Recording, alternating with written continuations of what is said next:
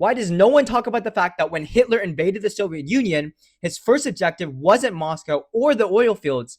It was the one direction with nothing in it. By 1941, Germany was starving for oil, grain, and minerals. Luckily, the South had all three. Meanwhile, the North barely had any valuable strategic resources, which might give you the impression that the plan was to go south and take them, but it wasn't. The answer why starts with a document that nobody talks about. The Marx Plan, the first German blueprint for invading the Soviet Union. And it was trash. Marx assumed the Red Army wouldn't grow before spring 1941.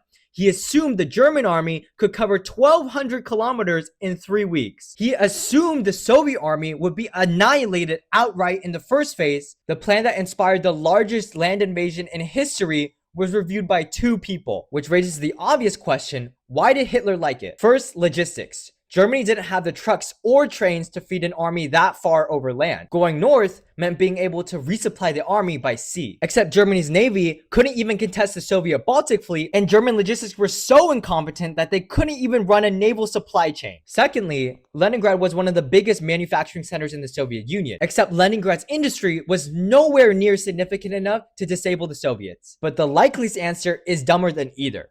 By 1941, Hitler owned half of Europe and thought he was untouchable. So when his generals told him his plan was insane, he didn't answer with evidence, he answered with euphemisms and confidence. He truly believed that the German spirit gave each soldier a 50% soft attack bonus. So every general signed off, and the largest invasion in history began.